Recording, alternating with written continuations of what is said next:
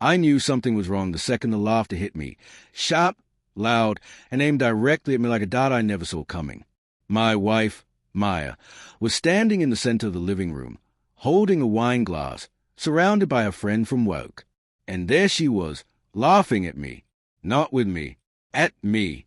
And the part that gutted me the most was how natural it looked on her.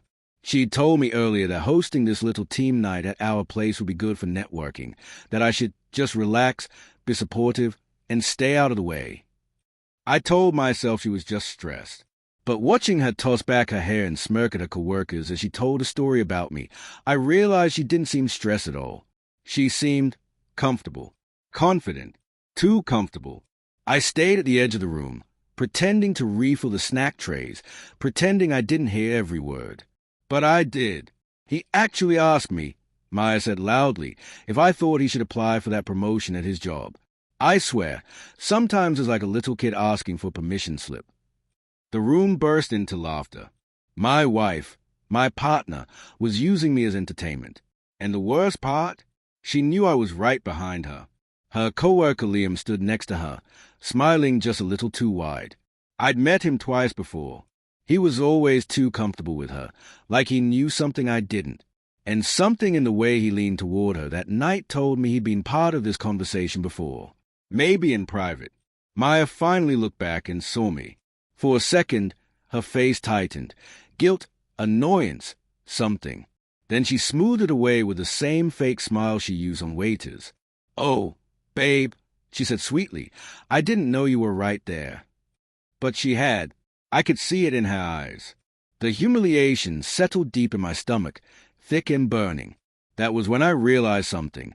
This wasn't the first time she'd made me the butt of a joke. It was just the first time I was sober enough and tired enough to actually see it. I walked back into the kitchen, breathing slowly, trying not to let my hands shake. I wasn't angry yet. Not fully. I was hurt, deeply, quietly hurt in a way that makes your chest feel hollow. I'd known for months something was off. She wasn't affectionate. She was constantly on her phone, turning it face down. She'd call me clingy for asking simple questions. And every time I tried talking to her about the distance growing between us, she'd turn it into a joke. "You overthink everything, babe." That line, I realized, wasn't for reassurance. It was dismissal. Later in the night, after most of the guests had left, she stayed in the living room with Liam and one of her closest friends. I stayed in the hallway, unseen, listening. Maya sighed dramatically. I swear, sometimes I feel like I'm raising two kids, my son and my husband. More laughter. My nails dug into my palms. "Why don't you tell him to man up?" her friend joked. "Oh, I try," she said. "But if I push too hard, he'll just get emotional and apologize for something he didn't even do."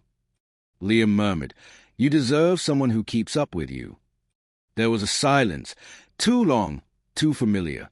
My stomach twisted. "I know," Maya finally whispered. 3 words. 3 quiet words that told me every suspicion I'd ignored had been right. I didn't storm into the room. I didn't yell. I didn't throw anything. I simply walked into the kitchen, grabbed my coat, and left. I drove aimlessly for half an hour, ending up in the empty parking lot near the river. I sat staring at the water, my breath fogging the windshield. That was when the anger finally arrived, not explosive, but cold, steady, sharp.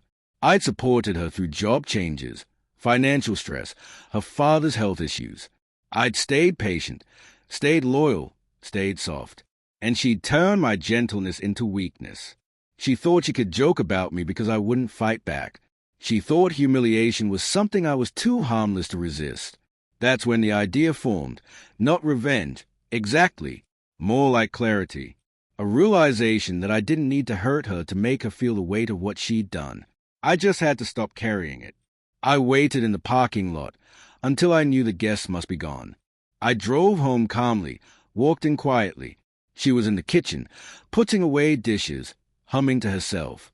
She didn't even look up when she said, "There you are." You kind of disappeared. "Everything okay?" Her voice was too casual, too familiar, too confident that I would just swallow it all again. I leaned against the doorframe. "Maya, do you even like me anymore?" She paused, slowly turned, and forced a confused laugh. What? Of course I do. Don't be dramatic. Do you respect me? Her jaw tightened. You're overthinking again. There it was. The line. The dismissal. Only this time, I didn't shrink. I didn't apologize. I nodded to myself, walked past her, and grabbed a small folder where I kept important documents. I slipped out the printed draft I'd been holding onto for months, not because I thought I'd need it, but because I once believed in being prepared. My resignation letter. She frowned. What's that? I applied for that promotion, I said quietly, 2 months ago. Her face froze. And I got it. She blinked. Wait, why didn't you tell me? Because every time I talk about my career, you laughed, or made me feel small, or insulted me in front of people. I held her gaze, so I kept this to myself. She swallowed hard, suddenly unsure. Maya, I'm done being your punchline. Her voice cracked. Where are you going? Forward. I walked out before she could respond. The next morning, when she showed up at my office, eyes red, hair messy, pretending it was all a misunderstanding, my coworkers watched from behind their monitors. She tried to joke it off, but the cracks in her voice made it clear this time she wasn't in control. She'd spent months building an audience to laugh at me, but when she stood there begging me to come home, nobody was laughing, except maybe fate. We talked later, privately, calmly, honestly, but something in me had already closed. Not out of revenge, out of self-respect. I didn't choose anger. I chose myself.